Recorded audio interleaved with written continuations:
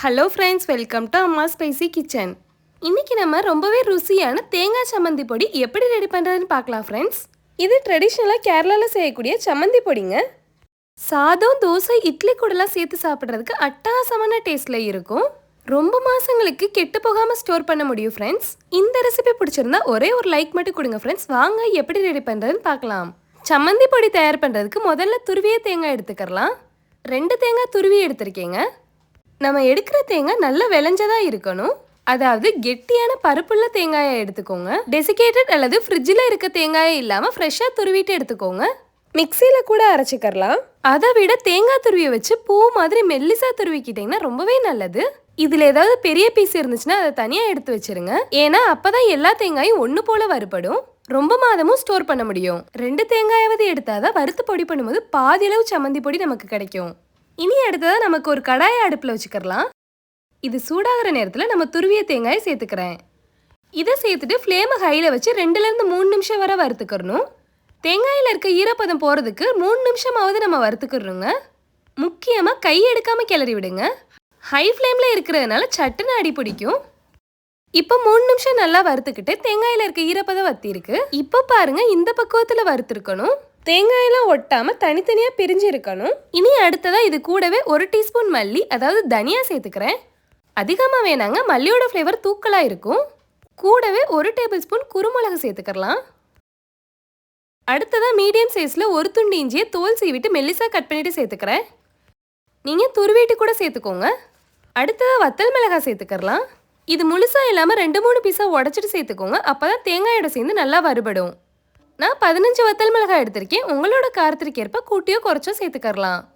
இது எல்லாம் சேர்த்த பிறகு ஃப்ளேமை மீடியத்தில் குறைச்சி வச்சு நல்லா பக்குவமாக வறுத்துக்கிறணும். தீயை மட்டும் கூட்டி வச்சிடாதீங்க, மீடியத்திலே வறுத்துக்கோங்க. முக்கியமாக கை எடுக்காமல் கிளறி விடணும், இல்லைன்னா அடியில் இருக்க தேங்காய் சட்டுன்னு கலர் மாறும். எல்லாம் ஒரு போல் வறுபட்டு வரணும். இதோட கலர் நல்லா கோல்டன் கலரில் செவந்து வர வறுத்துக்கிறேங்க. தீயை குறைச்சும் வைக்க வேணாம், மீடியத்திலே வச்சு 6லேருந்து 7 நிமிஷம் வரை வறுத்துக்கோங்க. இப்போது தேங்காயோட கலர் நல்லா செவந்து வர தொடங்கியிருக்கு. இந்த ஸ்டேஜில் நம்ம அடுத்து 1 கைப்பிடி கருவேப்பிலையை கழுவி சுத்தம் பண்ணிட்டு சேர்த்துக்கிறேன். இன்னும் அதிகமாக கூட சேர்த்துக்கிறலாங்க, ரொம்பவே சூப்பரான ஃப்ளேவராக இருக்கும். கருவேப்பிலையை முன்னாடியே சேர்த்தோம்னா தேங்காய் வறுபடுறதுக்குள்ளே இதுக்கு அருகிரும். அதனால தான் இந்த நேரத்தில் சேர்த்துருக்கேன். கூடவே கொஞ்சமாக புளி சேர்த்துக்கிறலாம். ஒரு சின்ன நெல்லிக்காய் சைஸ் புளி எடுத்திருக்கேங்க. இதோட ஓடு நார்லாம் எடுத்துகிட்டு சின்ன சின்ன பீஸாக கட் பண்ணிவிட்டு சேர்த்துக்கிறணும். புளி அதிகமாக வேணால் கொஞ்சமாக சேர்த்துக்கோங்க. இப்போது இதையும் சேர்த்துட்டு பக்குவமாக வறுத்துக்கோங்க. இது அடுத்த ஸ்டேஜை நல்ல ப்ரௌன் கலரில் மாறணும், அது வரை வறுத்துக்கிறணும். இப்போ ஃப்ளேமை மீடியத்துக்கும் லோக்கும் நடுவுலே வச்சு வறுத்துக்கோங்க. 2லேருந்து 3 நிமிஷத்துலேயே நல்ல ப்ரௌன் கலரில் வந்துருச்சு. இது மாதிரி வறுத்துக்கிறணும். அதாவது நம்ம சேர்த்த கருவேப்பிலை, வத்தல் மிளகாய் எல்லாம் கிறிஸ்பியாக வறுபட்டு முறிஞ்சு இருக்கணும். இந்த ஸ்டேஜில் ஃப்ளேமை ஆஃப் பண்ணிவிட்டு உடனே வேறு பிளேட்டில் மாற்றிக்கோங்க.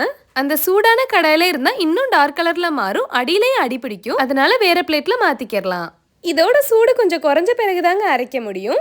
எங்கள் வீட்டுக்கு பக்கத்தில் இருக்க ஒரு மலையாளி அமைச்சு சொல்லி கொடுத்த ரெசிபிங்க. அந்த ப்ரிப்பரேஷன்லேயே செஞ்சதுங்க. டேஸ்ட் ரொம்பவே அருமையாக இருக்கும். இப்போது லைட்டாக ஹீட்டு குறைஞ்சிருக்கு. நல்ல சூடு இல்லை, நம்ம கை வச்சு தொடுற அளவு ஹீட் இருக்குது. இந்த ஸ்டேஜில் மிக்ஸி ஜாரில் சேர்த்துக்கிறேன். அடுத்ததாக தேங்காய் பொடியில் ஏற்கனவே உப்பு சேர்க்கலை, இப்போ தேவையான அளவு சேர்த்துக்கிறலாம். தேங்காயோட அளவு பார்த்துட்டு உப்பு அதிகமாக சேர்த்துடாதீங்க, இதுக்கு அதிகமாக தேவைப்படாது. ஃபஸ்ட்டு கொஞ்சமாக உப்பு சேர்த்து மிக்சியில் அரைச்சிக்கோங்க. டேஸ்ட்டு பார்த்துட்டு தேவைப்பட்டால் திரும்ப சேர்த்துக்கிறலாம். அடுத்ததாக இதை லைட்டாக அரைச்சிக்கிறலாங்க, நல்லா நைஸாக அரைக்கக்கூடாது. அப்போ தேங்காயில் இருக்க எண்ணெயெல்லாம் தனியாக பிரிஞ்சு வரும். அதனால ரிவர்ஸில் 3-4 தடவை க்ரஷ் பண்ணி விட்டு விட்டு அரைச்சிக்கிறணும். இப்போ பாருங்கள், இந்த பக்குவத்தில் அரைச்சிக்கிட்டேங்க. நான் டேஸ்ட் பண்ணி பார்த்தேங்க. தேங்காயோட லைட்டான இனிப்பு, உப்பு, புளி, காரம் எல்லாம் கரெக்டான அளவில் அட்டகாசமான டேஸ்ட்டில் இருந்துச்சு. உங்களுக்கு ஒர்க்கு அதிகமாக இருந்து குழம்பு வைக்க நேரம் இல்லைன்னா சூடு சோறு கூட இதை பிசைஞ்சு சாப்பிட்றதுக்கு அட்டகாசமான டேஸ்ட்டில் இருக்கும். குழந்தைங்களுக்கு தேங்காய் பொடி கூட நெய் சேர்த்து கொடுக்கும்போது பெஸ்ட்டான லஞ்ச் பாக்ஸ் ரெசிபிங்க. இட்லி, தோசை கூடயும் தொட்டு சாப்பிடலாம் ஃப்ரெண்ட்ஸ். ரூம் டெம்பரேச்சரில் 1 மாதம் வரை ஸ்டோர் பண்ணிக்கிறலாம். இன்னும் அதிக மாதங்களுக்கு வேணும்னா ஏர் டைட்டான பாக்ஸில் வச்சு ஃப்ரிட்ஜில் ஸ்டோர் பண்ணிக்கோங்க. கண்டிப்பாக நீங்களும் ட்ரை பண்ணி பார்த்துட்டு டேஸ்ட் எப்படி இருக்குன்னு உங்கள் ஃபீட்பேக்கை மறக்காமல் கமெண்ட் பண்ணுங்கள் ஃப்ரெண்ட்ஸ். அப்போ தான் புது புது ரெசிபிஸோட வீடியோ போடுறதுக்கு எனக்கு ரொம்பவே யூஸ்ஃபுல்லாக இருக்கும். ப்ளீஸ் என்னோட வீடியோ பார்த்துட்டு இருக்க எல்லா உறவுகளும் மறக்காமல் சப்ஸ்கிரைப் பண்ணிக்கோங்க. வீடியோ பார்த்துட்டு இருக்க எல்லாருக்கும் ரொம்ப ரொம்ப நன்றி.